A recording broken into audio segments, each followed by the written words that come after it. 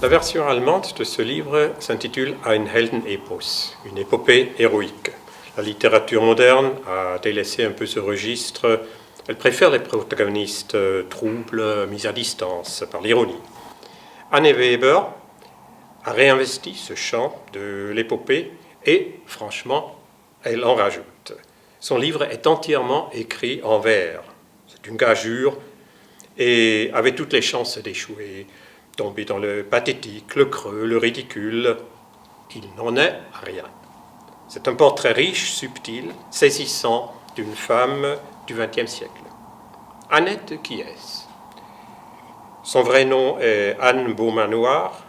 Ce n'est pas une célébrité, mais une personne bien réelle. D'origine bretonne, comme jeune communiste, elle a rejoint la résistance, ensuite la guerre d'Algérie du côté du FNL.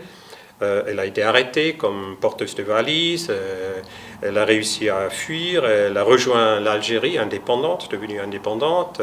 Elle était active à côté de Ben Bella et d'autres pendant quelque temps. Elle est revenue en France. Et par ailleurs, elle a aussi eu une vie de famille à peu près normale, une profession, et, me semble-t-il, elle est toujours en vie. Eh bien, cette Annette, elle a deux naissances. Elle a sa naissance réelle en Bretagne, 1923, et elle a une naissance sur la page, la première page même de ce livre. Cette distinction entre les deux Annettes, entre la vraie et celle imaginée, elle se prolonge à travers tout le livre. C'est une de ses beautés. C'est un livre qui navigue un peu entre deux eaux, le sérieux, le grave, le dramatique parfois, et l'humour, le clin d'œil de l'autre côté, entre le passé et le présent, entre Annette, la vraie, et Anne Weber, son auteur, qui est allé lui rendre visite dans sa Drôme où elle habite maintenant. Eh bien, au fond, de quoi s'agit-il? Il s'agit d'une interrogation. Comment rester fidèle à ses convictions alors que la réalité prend souvent d'autres chemins? Communisme, Algérie devenue indépendante, etc.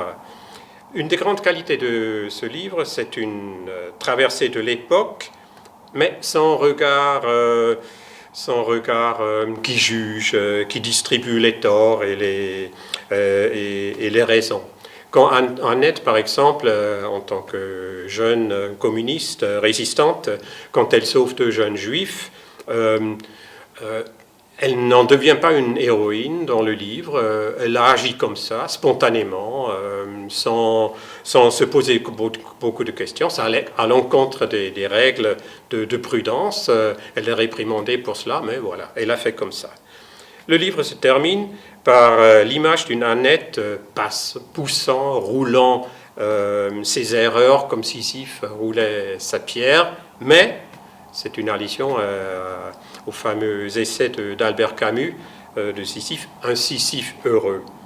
C'est un magnifique aboutissement d'une évocation admirative de la vie d'une femme très simplement héroïque.